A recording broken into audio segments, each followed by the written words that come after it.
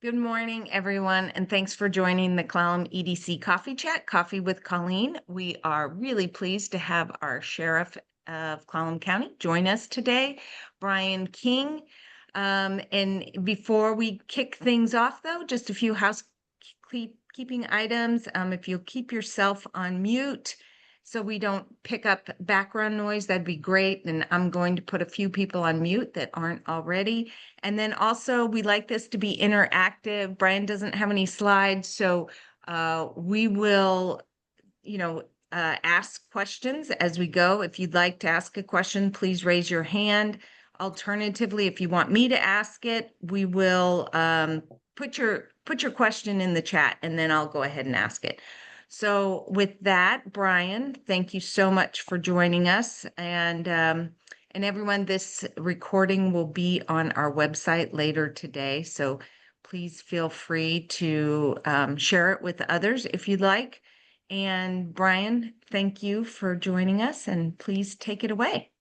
Well, I'm happy to be here, and certainly thank you for the invite. There's a number of topics I thought about talking about today. There's so much going on at our sheriff's office, and we're doing really great work. And so I just wanted to touch on a few things. Each one of these topics I thought about talking about could take up a whole program, but I felt it'd be more beneficial if I can touch on a number of different things that we're working on. So I really want to talk about crime stats. Our crime stats are just coming out for Clallam County, and actually truly the rest of the state typically. And my plan was to do a complete presentation on crime in Washington and how that compares to Clallam County. However, the final report did not come out, so this is kind of the first year where we didn't have it. Certainly by the 15th of July.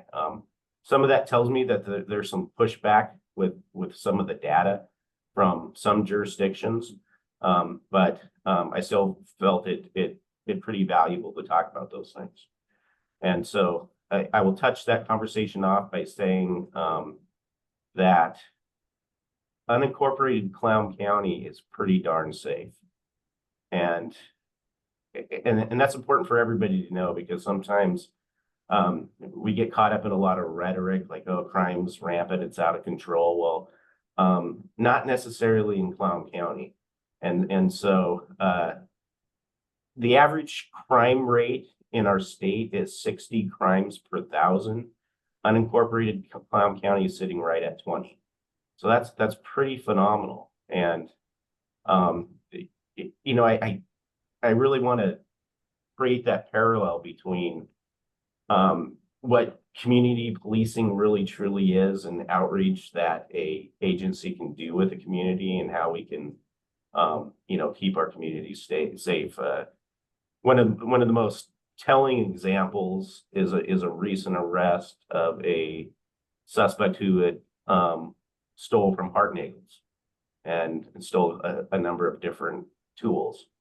And he's in the store, and of course we're working with the victims, and the victims share their surveillance footage with the whole community.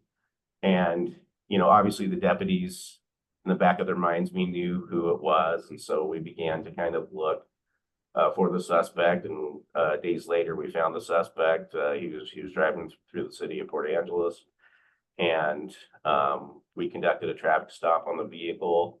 Ultimately arrested him, searched the vehicle, found guns, drugs, and some of the tools that were taken.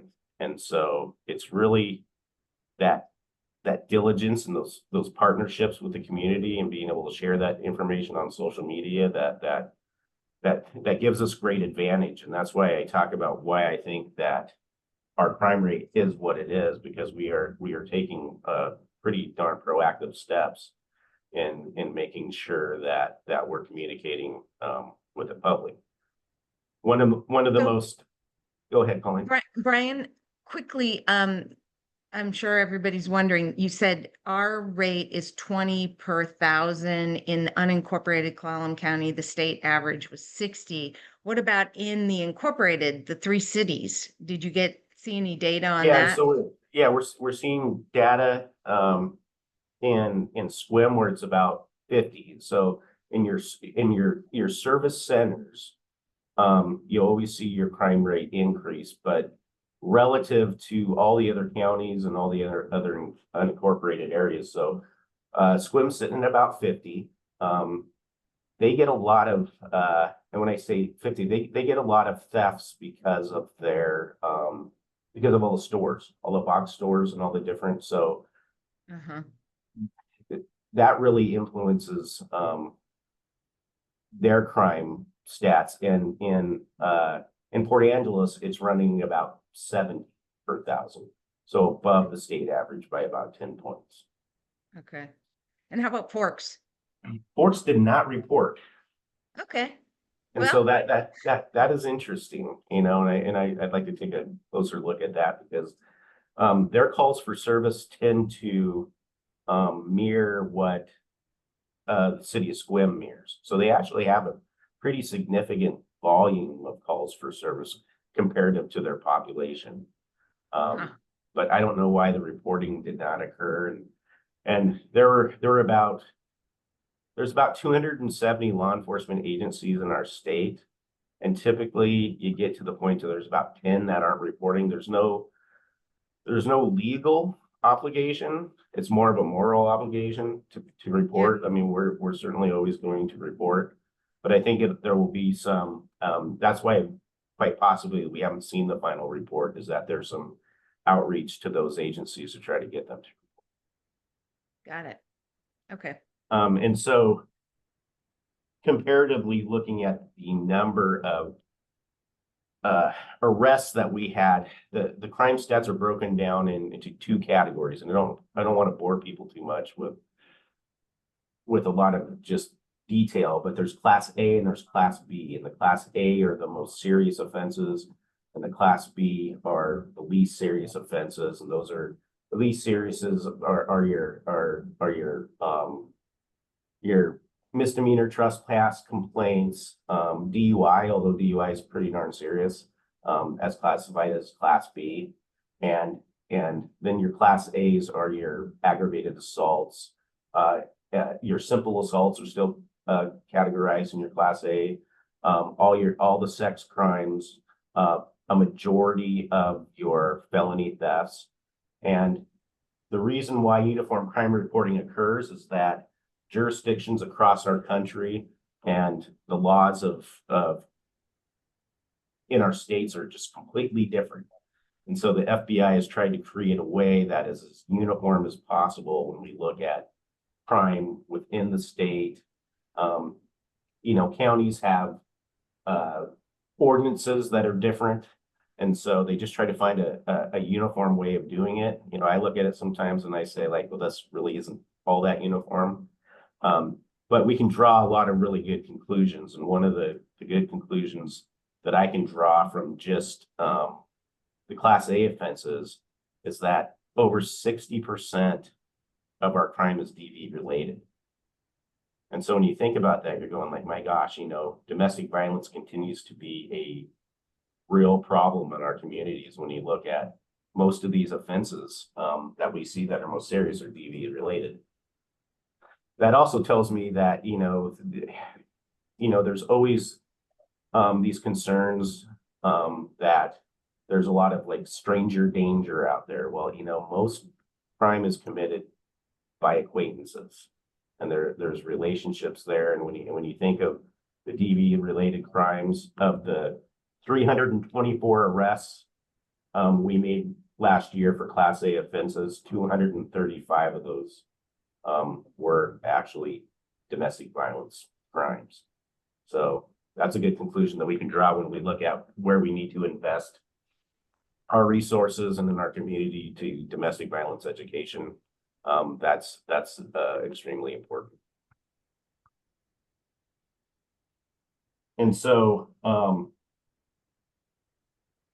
Clallam County, unincorporated Clallam County, we have 46,000 and some change residents as compared to the cities of Port Angeles with 20 and Sequim with less. So we look at, you know, the sheriff's office has quite a jurisdiction to have to police, and we police that with, including myself, 40 deputies. And that includes, you know, our detectives division and all of the uniformed patrol deputies, including the command staff. And when we say, and this is from Swim to Nia Bay to Forks. And so we really rely on the community to help us do this. And we've created robust reporting systems in place, including online reporting, where we can have real-time sharing of information in order to be able to make us as efficient as possible in doing that. And my takeaway from the uniform crime reporting and the current report is that we are clearing calls for service. That is, that we are solving crime that was reported to us at double the state average. And so the state average is 20 crime, so about 20%, and we're solving our cases at about 40%. And if you look at the cities are actually solving at the very same rate that we are as well. So 40% of the crime that is being reported to us is being solved, which is a huge number when you look at the state average, which is 20. And I think that you know, really illustrates the cooperation that occurs between the agencies in doing this type of work, because really we pride ourselves on working together on all crime. You don't see that in other jurisdictions or other counties where we're just Brian Smith is in my office every day. I'm on the phone with Mike Hill daily, and where we work together to try to make sure, because crime and people who commit it see no jurisdictional boundaries. And that just does not exist in other jurisdictions. For example, and trying to work with Kitsap County on cases, there is conflict that exists between the cities in the county. And then I look at their crime stats, and I'm seeing where you know, Kitsap County has double the rate of crime as Clallam County does per thousand. So yeah, it's a larger jurisdiction. There's different socioeconomic issues that are occurring there, but what resonates with me is the cooperation that exists between the cities and the county here. And how about Jefferson County? How does Jefferson County compare? Jefferson County compares closely to us. Okay. And so, and I chalk that up to the cooperation that exists between, one of the things that I've established is the fact that you can't get into Clallam County without traveling through Jefferson County. Well, from the south and from the east. So it's really important to have a good relationship with Jefferson County. And so they are part of our drug task force, which is really a major crimes task force. And they're also a part of our multi-agency incident response team. So when we have a major crime, whether it's in Jefferson County, whether it's in Clallam County, we send resources to one another. So we've developed those relationships. And so I was just on the phone with Sheriff Pernsteiner yesterday, and we were talking about the challenges with rest areas, and you know, Deer Park rest area being a challenge in our county, and Jefferson County contemplating a rest area. So we work closely together. What's the problem with rest areas? Is it people live there or put their RVs there, or all of the above? And how difficult it is to regulate. Okay. And so there, sadly, it's become, you know, just another place to peddle, deal drugs, live without rules. And so it becomes a real challenge when you have families that are trying to use the rest area for legitimate purposes, and you roll in there and it's crime ridden. And then there's a lot of association, as these encampments and communities develop, that there becomes crime, and oftentimes violent crime associated with it, especially with people who are in, that are decompensating, that are actively using drugs, and the violence associated with those changes in behavior. So it becomes challenging. And so I told them, the conversation that I was having is you really have to have robust laws surrounding those rest areas. That was a problem we saw here in Clallam County. Is really our rest area was unregulated because our rest area was acquired from the state. It became a county rest area because of the Deer Park overpass, and there was no laws in the state or in the county that applied to it. So we actually had to go out and create an ordinance. So there was a several year period where there was nothing that we could do for regulation, and now we made essentially it a misdemeanor, not an infraction, but a misdemeanor to actually camp and occupy for a significant amount of time. And that's given us the tools to actually regulate it.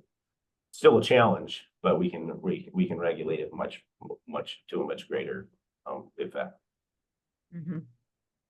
So we do have a couple questions in the chat before we get a list of 10 or 20 or something. Mike Flynn says there was an article in the Weekend Wall Street Journal with the headline, "In Rural America, Killings by Police Are Rapidly Rising." Is there an explanation? How does Clallam work to prevent this?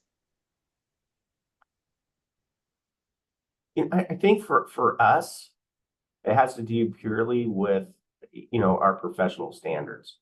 So professional standards across the country aren't the same. Specifically to Clallam and to a number of agencies. All the agencies in Clallam County, not including the Forks Police Department, are accredited agencies. So we have high professional standards, high training standards. Our recruiting and how we vet our police officers and deputies through psychologicals and polygraphs and all those things. I think that it has specifically to do with standards.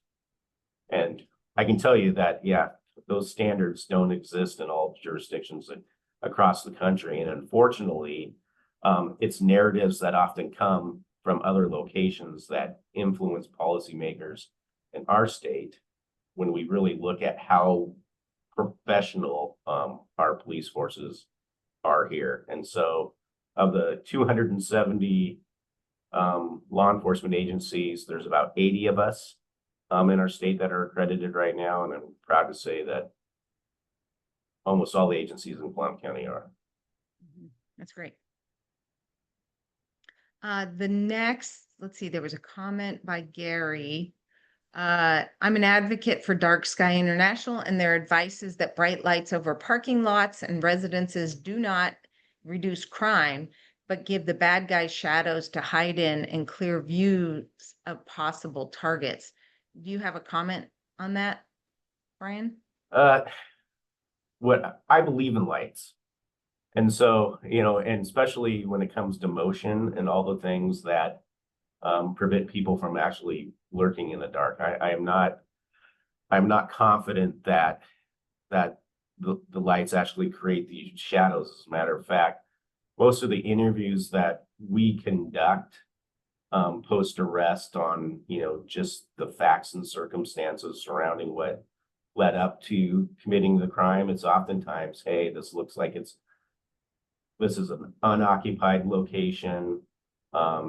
We can move under the concealment of darkness. We can escape into the darkness, all those things. So I'm an advocate of lighting it up. Okay. Yeah. Let somebody else keep it dark and be the target. Yeah. Jillian says, PenCom recently switched to an AI system. Have you encountered anyone struggling to to be able to get services, especially the older population with this new system that is in place when trying to report non-emergently? In the past week, I've received a lot of negative feedback about the new AI. Really, the 4th of July moving forward, as it related to fireworks complaints. We had an employee in our emergency management division that tried to report about vandalism. It was in my office yesterday, and it was just like, this AI thing, it didn't send me to a dispatcher. I wanted to speak with a police officer. It's been in place for several months, and I had a recent PENCOM policy board meeting where PENCOM reported back to the user agencies, which we're a client. And they said that the feedback was positive. I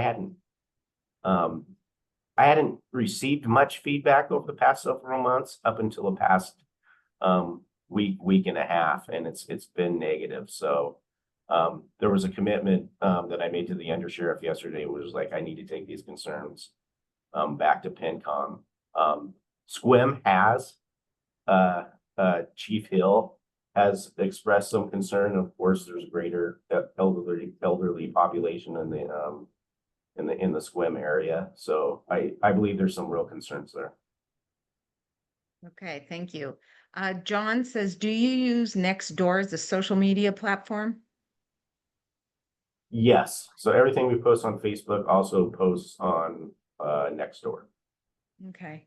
And Beth from the SQUIM Chamber mentions that she's used the AI automated system and says, I'm not a fan.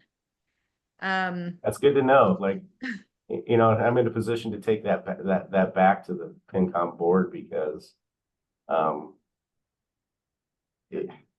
want to talk to a live person, especially if I'm trying to report a crime, especially if I want to have a conversation with the police. Okay. Paul has an interesting question. What's the status of the tree sitting protest in the Elwha River watershed? Is the I do not protester believe. is the protester being investigated for possible charges? I believe so. It's not our agency that is doing it. That was on Department of Natural Resources land. So the DNR has its own police. And I know that their police was out there several times. We had one response to the event, and it was a request from the DNR police because they thought the protest was escalating, but we were remarkably left out of the event because the DNR had it handled. Okay. Yeah, he writes, according to the Washington Post, the protest ended in mid-June under circumstances indicating that the protester may have been harassed by someone who was against the protest. Have you heard that as well? I have not heard that. Okay. No. Okay. Okay, well, we've covered the questions there. If you want to get back to your items that you wanted to talk about. Yeah, I'd like to switch and kind of give an update now on the Joint Public Safety Facility. So the Emergency Operations Center and the combined E911 Center. A little bit of history for everybody. Sheriff Benedict, back in the day when he was elected. So it was really like, this became, something that we knew that we needed to build back in 2007. And we finally got momentum. These kind of projects are expensive. I don't know if Representative Theringer joined us or not, but he was today. He was an integral part of getting us funding for this project. We actually have 3 different state grants now. The project looks like, based on our last cost estimate, a $23 million project. All but 6 of it is funded by grant, both federal and state grant. it looks like it's coming to a reality. So we're at about what we expect to be 90% design with our design architects, which is OAC. And so we are hoping to have the final cost estimate in August with bid-ready documents, and be able to go out to bid and have the shovel in the ground before the end of the year. And I want to remind everybody why this project is so important. And it really has to do with all the other natural disasters that can affect us, including wildfire, which right now I'm really concerned about wildfire. I will tell you, Brennan's fire yesterday, it's dry. And they did a really good job of containing that fire yesterday, but Clallam County is a tinderbox too right now. And fire can be ugly, but on top of that is as we are overdue for a Cascadia subduction zone event. And if we want to have a resilient community and recover by such an event, we need to have a seismically tolerant emergency operations center to be able to increase our resiliency post-event. And right now that does not exist in Clallam County. If we have a Cascadia type event, the EOC is in the basement of the courthouse, and I highly doubt that the courthouse will survive such an event, especially in the basement of the courthouse. And so this has been a priority for a long time. And my hopes are that the cost estimate that we see next month is within our means to be able to get this across the finish line. So that really is the current status. The city of Port Angeles entered into a contract with Vanner to help us with some of those soft costs and soft cost calculations, because we did not have a contract with OAC to calculate those things. And so they're putting in that, our soft costs are running right about 40%, which to me is like, boy, that's a big number. That's a huge number. It just I doesn't. thought it was normally 10. Yeah, and that's what gets us to that 23 million mark. And I can't accept that number. So Vanner is going to do some work on getting us some real solid soft costs. So when we get, the construction costs and we can put that together, that we may realize. Explain what soft cost means. Well, that's everything from permitting and that's the interesting thing, because we don't have, when you take a building and you turn it upside down and you shake it and everything falls out, that's one way of saying, hey, those are your soft costs. So the chairs and everything like that, where we're going, like, we're not trying to make this plush. We have plenty of desks and chairs and all the other things to bring over. I mean, we're not in any rush to do this. So how we see our soft costs playing out, and two, it's everything from getting a project manager, construction manager, and then consulting costs with our design architect, all those things that build out permitting, everything, and even our own permitting department here in the county. And I know OEC has gone there. Every time we have a discussion with them, they're like, oh man, those are inflated numbers.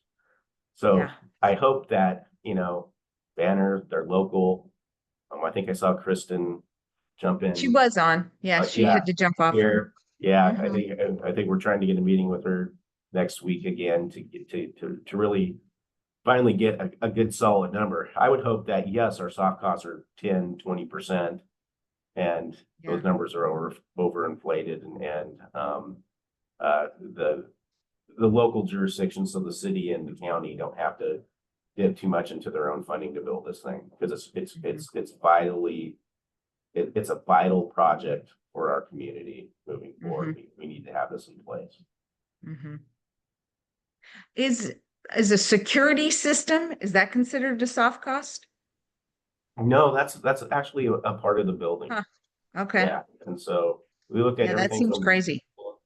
yeah, being a part of it. So I mean, like the soft cost calculation is really, we've said it all along. We haven't, we've still factored that in there because that's what our design architect is telling us. Um, but we really did want to bring on Vanner. We're bringing Vanner on a little bit late in the game. Yeah. But it's not a large project to be able to get those to be able So to inform the county and the city on what those costs do are. I understand correctly then? 40% of 23 million is 9.2 million. So the soft costs are 9.2 million of Yeah, that so really 23? the building Yeah. itself is 15, so it's just shy of 15. So yeah, we're actually looking at soft costs in the range of like, yeah, eight, Wow. 8.5. Yeah, that's crazy. Yeah. So Carol had an interesting question. What is the latest update on drug traffickers in Clallam County? In 2024, a US Today article explained Mexican drug cartel leaders were targeting small towns in Washington state. And then she included a link, I think, to the article. Um, we've seen cartels particularly targeting some of the smaller cities in Kitsap County. And so we had large distribution centers in Kitsap. And I want to, Kitsap's one of those jurisdictions too that disbanded their task force during what I call the Blake era. So right Mhm. around, with the Blake decision and everything like that, they just said, "Oh, we're giving up."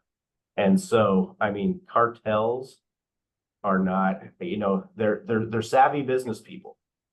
And so they look at those vulnerabilities, and for a while we had Kitsap County calling our task force up and saying, "Boy, can you come up here? Can you do some buys?" I was reluctant to do that because it's just like, well, we have our own problems we need to deal with. You need to rethink your drug enforcement strategy, and we certainly want to work with you in doing that. But boy, that's a problem, and when that happens, but we are experiencing. We had a recent seizure of about 9 pounds of methamphetamine, and so cartels have really. You're seeing a lot of diversification with them right now, especially we went from relatively open borders to relatively closed borders now. And so what we're seeing is a lot of mail order drugs. And Mm. so we had a recent mail order case where we executed a search warrant with Homeland Security investigations in the Squim area. There was 9 pounds there, and it was all mail order. So Mm. what we're seeing is just that different diversification. So they're reaching out, but the actual physical trafficking looks a lot different. So um, oftentimes we think of like, oh, it's a car and there's a load of drugs and it's coming from Mexico up I-5. That still happens, but not, when you can dark web mail things around. There's high volumes of parcels that occur in the United States. Only a percentage of the drugs are getting intercepted. And so that's what we're really looking at right now. How do you how does the drug task force find those parcels that are containing drugs? It Is- often starts with suspicion from UPS, from the US Postal Service. Okay. There's all of a sudden there's like an uptick in boxes from originating from this location to Clallam County, and they're receiving a lot of this. And it's just that as suspicion grows based upon volume, and then we get Okay. involved. The Postal Service, UPS, they have a different burden of proof as far as it relates to when they can actually open a package and search. So if they feel that there's anything um, potentially dangerous in a parcel, they can actually do an inspection. And so that's kind of Okay. what yields us getting a call. Okay. So they identify it and then call you. Yep. Got That's it. typically how it goes, unless we have a suspicion upon which we're notifying them. So intelligence that we may get from the community is like, hey, my neighbor's getting a lot of packages and there's a lot of short state traffic. We may then reverse and provide that information to the postal service, or get a postal inspector on board to say, boy, take a look at this for us. There's a large volume, and this is some of the information we're getting from the community. Short state traffic, what does that mean? Short stay traffic. Okay, So, yeah, so visitors that show up at a house or maybe there for like 2 or 3 minutes and leave got with it. something. Yep. Okay, understood. Paul asks, has there been any indication that federal immigration authorities are interested in stepping up enforcement in Clallam or Jefferson counties, especially on the west end, and how will the sheriff's office respond if they do? So there's not been any indication. I've made a very clear statement. I mean, Keep Washington Working Act absolutely prohibits the sheriff's office, state and local agencies from participating. Even if it were an option, we have law that completely prohibits this. And we've seen other jurisdictions, particularly Adams County and the Adams County Sheriff, violate Keep Washington Working Act, and the next thing you know, the taxpayers are exposed in Adams County to a very significant lawsuit. And we're talking also 1983 actions at the federal level. So things that, I don't want to go to jail. So, I don't have any plans of being in violation of that. And then number two, we don't have the presence of violent actors, whatever the definition, and I know it's a moving target of what criminal aliens are. We don't have people that fit that bill in Clallam County, and as sheriff, I'd be pretty confident if I knew, I would be quite disappointed in myself if I did not know that element existed here. And so we have a good working relationship with Border Patrol, and I meet with them regularly. They work on our task force. Their focus here in the Blaine area, which covers Port Angeles, is our focus is really on the maritime environment and drug smuggling, and that mission for them hasn't changed a bit. Yesterday, I received from some correspondence that, oh my gosh, ICE is in the Dungeness area. I'm like, I'm pretty confident that if there were ICE agents operating in Clallam County right now, that I know about it. So there's a lot of fear that exists out there, but we don't have the criminal element upon which they're really trying to focus their efforts on. Mm-hmm. Mm-hmm. Back to the EOC bill, Pat Oda asks, are the computer systems needed for the specific EOC functions also included in soft costs? So PINCOM, so the biggest cost when it comes to communications and the type of consoles and everything that they need for the E911 communications already exists. And so they're going to be moving a lot of that equipment out there and doing some upgrades to that equipment. But that exists in a whole nother pot of money. We're simply, other than a video wall, which is going to be a kind of a state-of-the-art video wall, which is a lot of TVs put together. We're taking a lot of our existing infrastructure out there. We've got all the computers, we've got everything currently in our EOC. So it's really kind of moving those things. Those would be traditional things that you would be considered as soft costs, furniture, all those different things, the things that you dump the building over, you shake it, they fall out. Yeah. So I just want to add two things regarding that, and then we can move on. Roy Mann, who's done a lot of development projects, says typically the best way to manage it is through defining an extremely competitive process. And at the Clallam EDC, we have the Apex Accelerator. Justine, who's on, manages that. and waving now. And anyway, she will contact all sorts of local companies to make sure they're aware of the bidding process and help them put bids in, which then will, of course, more competition will lower the potential price point. So just want to put that plug in there. No, that would be absolutely awesome, because one of the things that I see in that is an extremely high cost is just the site development. And I'm like, boy, I don't think that cost, I mean, is that a cost that is coming from King County when the estimates are coming in, or is that really a local estimate when it comes to just simple site development? Because we're not talking a huge lot here. It's well, it's not, it's a little irregular. Boy, it doesn't seem like, millions of dollars and just moving dirt. Yeah, wasn't it over $5 million for the excavation and site prep? I want to say at one point it was under 5, but it was pushing right around 4. Well, little bit the over. prevailing wages, our prevailing wages are generally higher than King County's, especially with residential. I mean, it is higher, but we are looped into that union price and for collective bargaining agreements. And so, yeah, what power equipment operators are getting paid is quite high, and it's mandated by the state's prevailing wage laws. And so that's driving a lot of it.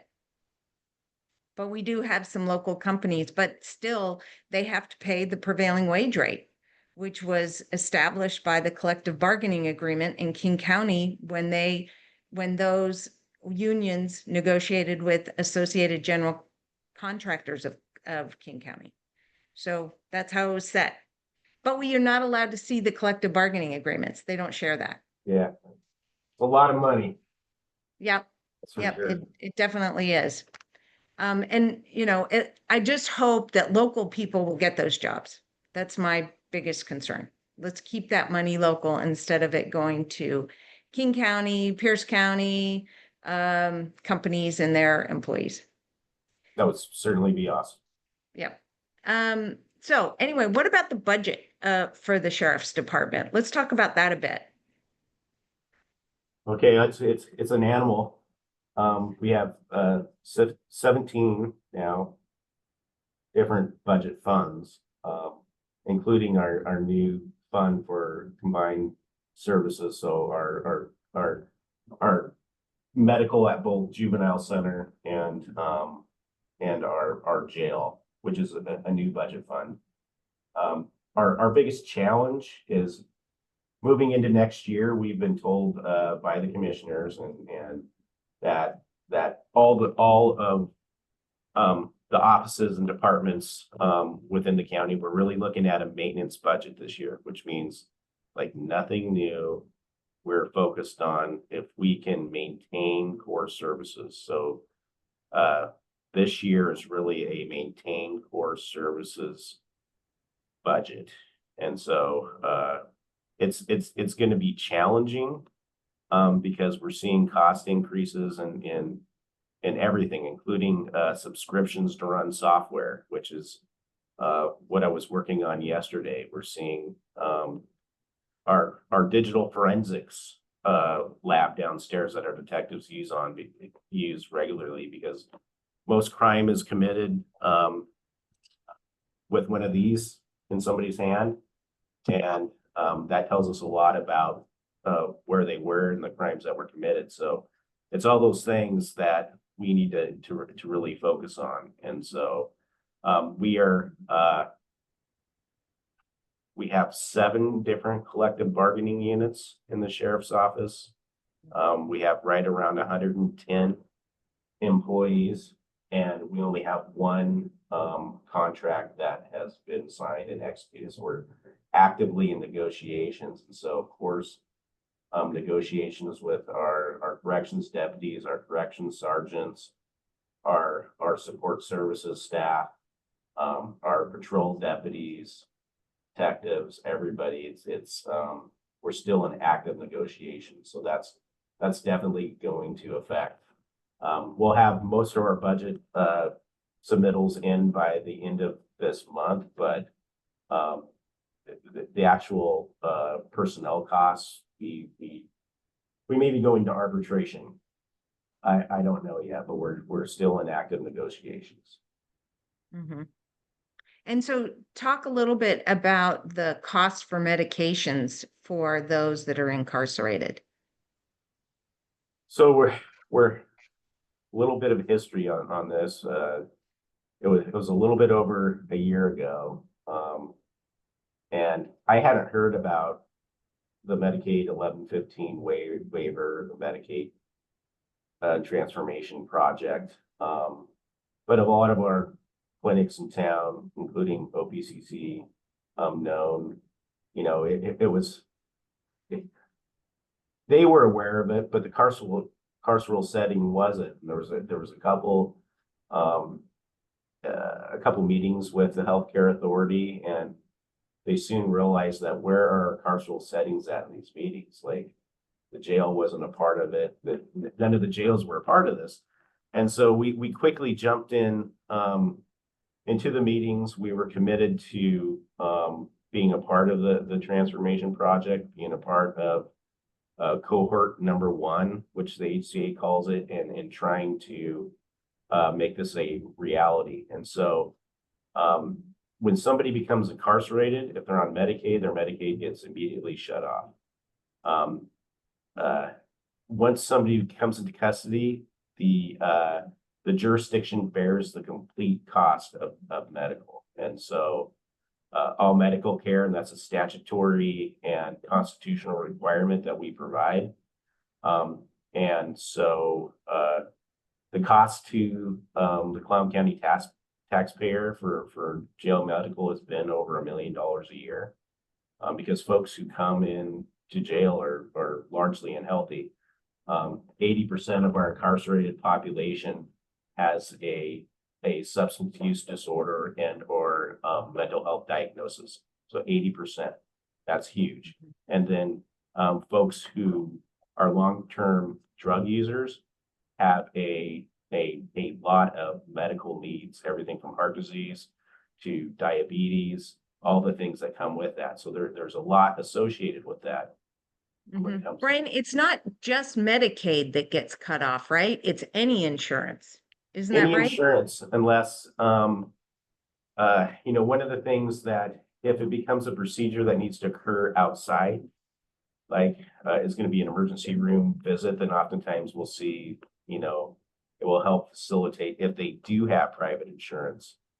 Then we'll facilitate that billing, but it was still costing us well over $100,000 and even outside medical treatment. So yes, it's we bear the cost. We try to get creative, but this transformation that began July 1 is it's much more than even the ability to begin to bill Medicaid, but it's creating reentry plans and working with PPH, working with known all of our community providers to be able to provide a plan so that when you're released, that we have a warm handoff to where we can get you into services and have a plan put in place.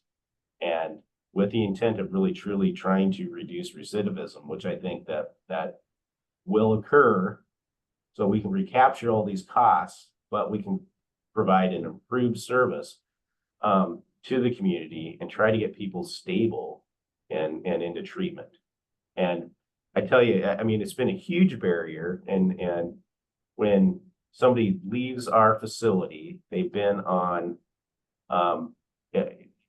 medication for opioid use disorder, and they leave, but their Medicaid was turned off, and our community partners have got them, into treatment, but then it's like, well, we got to get your Medicaid back on. We got to do all these things. And lo and behold, in those several days that it takes before you can get them turned back on, they relapse, they go back out on the streets, they begin to use, and they disappear.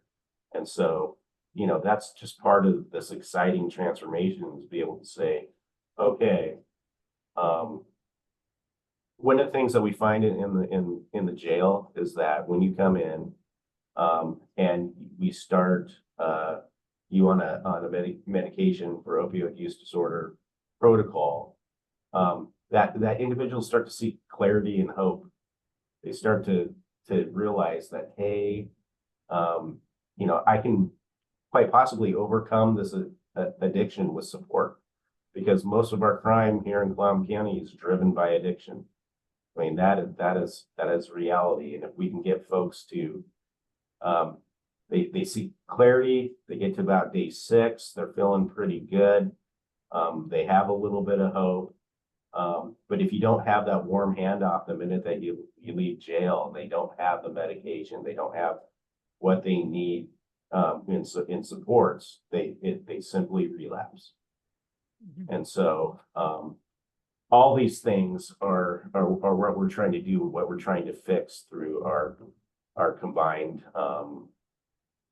clinical services model.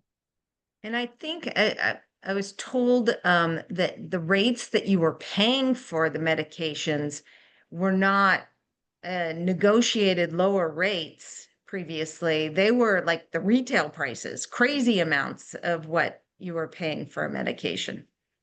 Yeah, our medication has gone through the roof the past 2 years.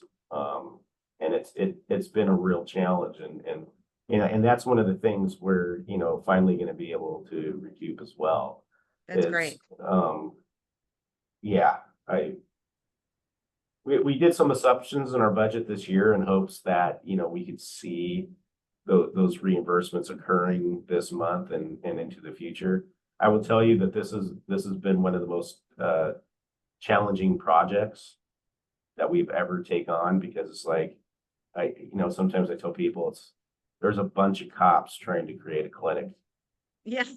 And fortunately, we have a lot of awesome community partners that have given us a lot of advice. I mean, Medicaid billing, oh my gosh, that's a nightmare. That is insane. And so we're looking through, you know, we're confident we're going to succeed. You know, it's really one of my requirements that we do. But it's going to be a lot of work. And our clinical directors, she's pulling her hair out right now. I saw her this morning, and you know, every day I'm trying to give her, like, tomorrow will be it'll be a better day. We're just going to keep doing this. Anything that's worthwhile is challenging. Yeah. There's a good question in the chat from Jillian, if you're ready to switch subjects. She says, with scams, especially financial ones, being on the rise, are deputies responding in person to those calls? Are they still being handled telephonically? What kind of resources are being offered to vulnerable adults by deputies? It depends on solvability factors. And so sometimes a lot of the scams are just they're international. They're not going to be, there's no way to solve them, versus we've had a couple recent scams where we've actually been able to make arrests, which is pretty awesome, where we had actors coming out of King County. We actually found a call center in King County where they were calling vulnerable adults in the Sequim area, and we were able to get, like, they were actually coming out picking up $25,000, $50,000 at a time. And finally we're alerted to this. And it's really fear. It's like, I don't know, I'll throw Justin Grider, fire chief of District 3 last year. He sent me a text the other day. He goes, Brian, like, I've got this text that says, I've got a warrant for my arrest and I need to come down and I need to pay this warrant. And he goes, is this real? And I'm like, scam. You're getting a text from us and you gotta pay us. But those are the type of all the different scams that are existing right now. We're trying to do a lot of education surrounding them. So we've done in the past month, I think we're sitting right around 3 different scam presentations for various communities in the swim area, elderly communities, just saying like, this is what's going on, folks. Don't be a victim. But we've had 2 victims recently with lost several $100,000 Sick. to folks. And so we did a sting with our task force, and we're able to intercept and see some vehicles and get some money back and throw some people in jail for this. And so, but typically you don't see that face-to-face contact. And so if you're not seeing the face-to-face contact and it's coming via computers and via, you know, how many people are seeing the WASDOT, you didn't pay your toll scam, Yeah. texts. Yeah. I mean, they Right. all start and all those different, those are all scams, and we're just getting flooded with them. And really it's more about just trying to create that awareness, which is difficult. I mean, we're putting it out via social media, doing community presentations.